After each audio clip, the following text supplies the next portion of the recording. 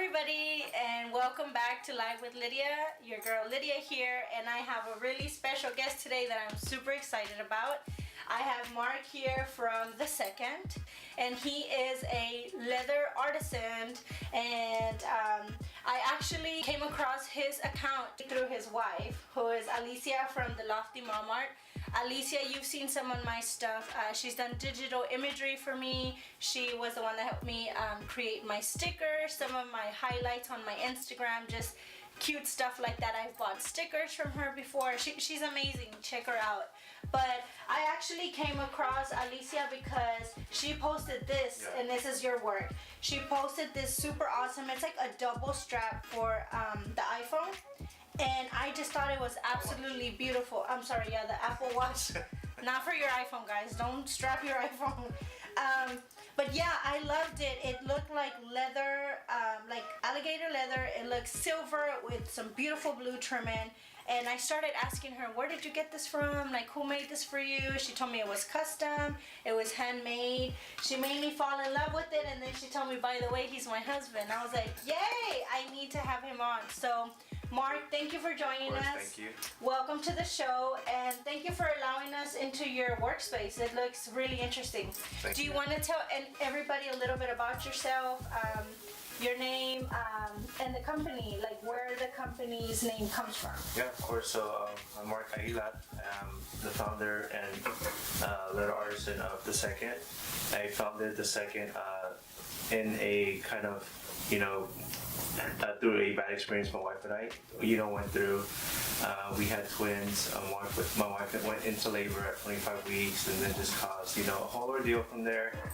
But it just brought inspiration into my life because, after losing our son through sepsis, which is a waterborne infection, it's just something we had to, go through and continue going through life, knowing that we had a twin son that went through that, in a matter of hours.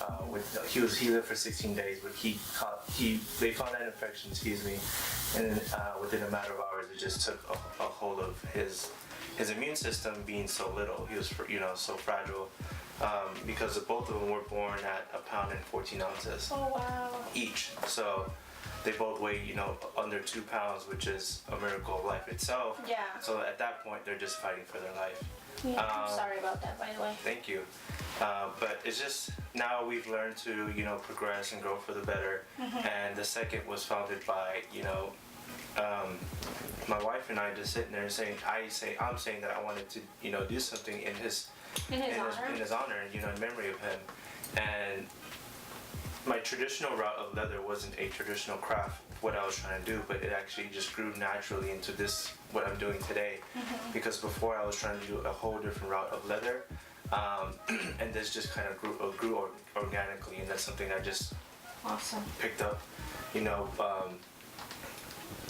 just by learning it. So and I think it's just a great way to honor our son. And how did you come up with the name The Second? So The Second was just my wife and I thinking, one late night and just trying to decide on a name for the brand, and she said, what do you think of The Second? And I had no idea the backstory of what she was going towards, and I said, no, why The Second? I want to be the first. No one wants to be second. So after she told me why, in honor of our son, Mark Anthony the Second, I kind of teared up. Yeah, you're like, oh, felt that's bad. deep. But yeah, and felt bad that I laughed. But I thought that was amazing that should be the name, and I was like, that's perfect. I think that should be the name of our brand or my brand. Yeah. That's beautiful. Thank you. Like I said, I looked at this on her, and I immediately knew I wanted something like this. And you guys know your girl loves her exotic leather, so I actually am sporting one of his designs. And you actually let me come in your studio to let me see you create this and cut it from the leather and stuff. can you tell everybody a little bit about this one, like what it is and what it's made of? So this is what she has is a black American alligator. It's a desert or matte black with a pink edge of trim which spawns or binds the leather of the bottom. The two pieces of leather composed, so it's binded with that pink trim so it doesn't break away. The bottom part is French calf leather, which is a hypoallergenic and water resistant leather, so it's very good for a wash band. So it's, you could wash your hands, wash dishes to a certain extreme. I wouldn't say swim with it, but it does retain water pretty well to where it doesn't affect the band itself for longevity purposes. And then the pink trim of thread, which I think it goes well. So I think when you said you wanted pink, I was like, yeah. I think it'll do it justice. And I love it. Good, yeah. I've been wearing it now for a couple weeks now. Since you finished, I do occasionally wash dishes, wash my hands. Obviously, I don't shower with it, but I almost feel like I even like it better now that it's aged because it's much more soft and supple. It feels like it's forming into like my wrist. Yeah, correct. It's super, super soft. It feels very lightweight. I was afraid of it being, some leathers tend to be kind of heavy. Yeah, correct. I was afraid of that, but it's actually, it's beautiful and I absolutely love it. Thank you for that. Of course. So for anybody that wants to maybe place an order with you, what is that process like? Can you explain it from like the beginning to when they get their stuff? Like, what the process is like and how long it takes you. So there's two methods in how I work. So I have readily available products that I've made before, but they are not actually available for delivery. It's still a made-to-order process. So that's one way, which is on my link. You can choose to buy it. I would still have to create it, but the turnaround time is much shorter than the item I have to create from scratch. Meaning the whole pattern and everything like that. For instance, I have a guy that reached out. He wants a longer styled wallet with 8 pockets or 6 pockets on each side. He wants a cash slot for money, for actual currency, and things like that. So that's like a more 3 to 4 week turnaround. So it just depends on what you're looking at. So if I have it readily available, it's 1 to 2 weeks, or if it's an actual bespoke item or custom, it's going to be about 3 to 4 weeks. Okay. So something like this would be a little bit more readily available than like the long one that he ordered from you? So if it's something I have not made, it'll be much quicker. Awesome. And from the items here, or not even here, just from the items that you've created, does one stick out to you that it's like your favorite? I would have to say it would have to be the silver one, just because silver is my favorite color, and then with the blue accents of the blue thread and then the blue interior, it's still one of my top pieces that I like. I love that blue. I see it repeated in a couple spots. That blue is beautiful. I was thinking or kind of hoping you'd said your apron, because that is what automatically caught my eye when Alyssia told me about your Instagram. I came over and that's one of the first things I saw. I think it's your profile photo. And I saw that. That is so cool. I think it just reminds me of like the old school artisan, like the blacksmith or the leather craftsman from back in the day. It has that very like vintage vibe. Can you tell us a little bit about your apron? So this apron was actually made for a competition, like a leather craft competition, and the guy just composed this to a lot of people that subscribe to his tutorials or videos and all that stuff. And he put it out there as an incentive, so I was like, why not? Let me try something that I have not done yet. So he uses traditional methods of craft, and so all this was made, like even the pattern itself, I had to measure myself. I had to create the pattern by hand, like cutting everything by hand, and then putting this on top of a leather piece and then cutting that by hand, cutting the straps. Everything was done by hand. So everything was, as genuine as possible when it comes to crafting leather. It's very, like I said, it's very vintage, but I also see you got some, what is that, crocodile, alligator in there, so you added a little bit of swag. Yes, I had that alligator. That's so cool, and I see the blue that you love repeated on the top, and the actual alligator part is blue as well. Correct, yeah. Super, super cool. Thank you. I like that. So, what made you get into leather craftsmanship? What made you did you always know this is your passion? How did you get into it? So I've been in a luxury environment or retail environment of luxury, and it's just something that I I've always been infatuated with, and I felt I could resonate with my personal life, in terms of being able to exude something from scratch. Clothing wasn't something I could work with.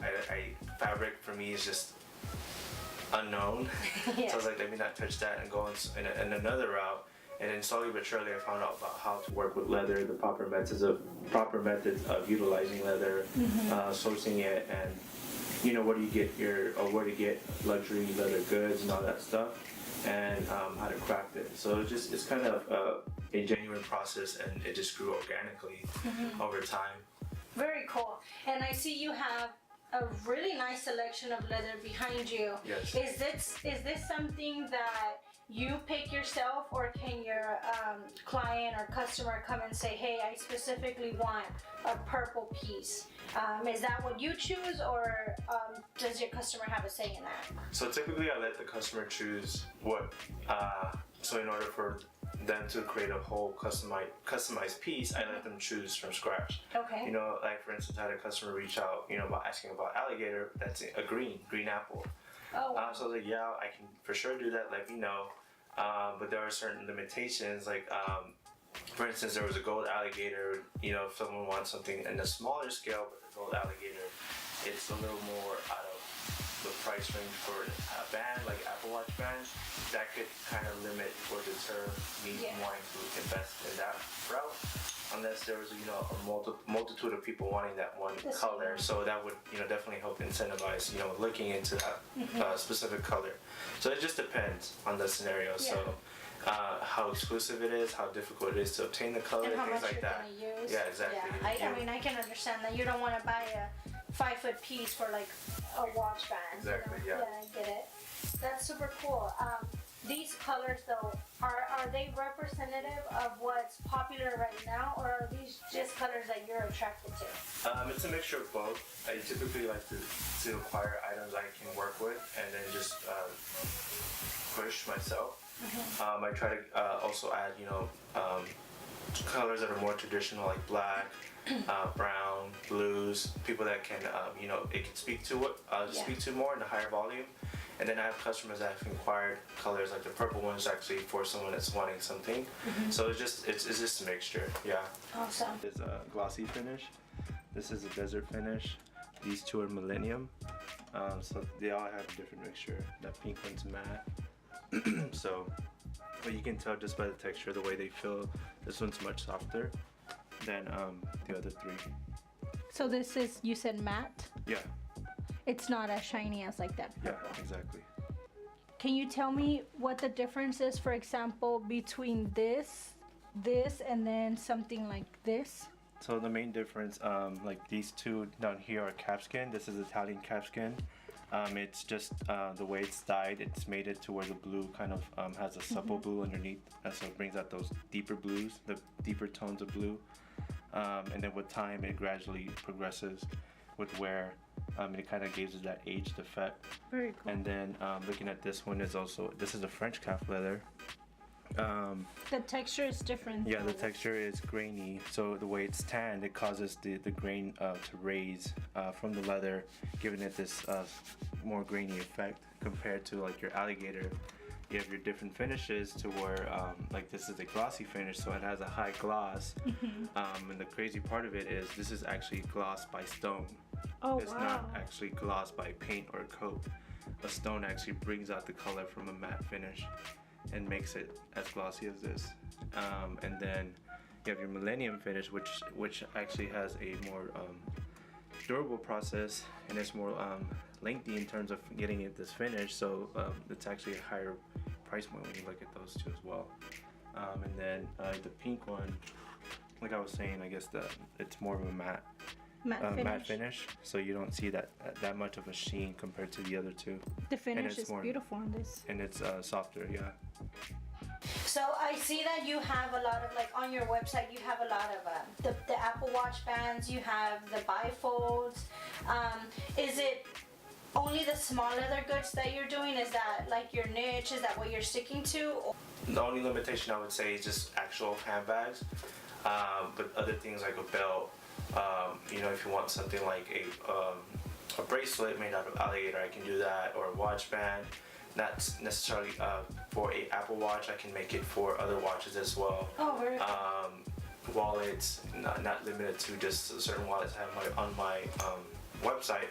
You can actually go on the website and inquire about a bespoke product that you want to create from scratch. So Very cool. that's separate from the products page.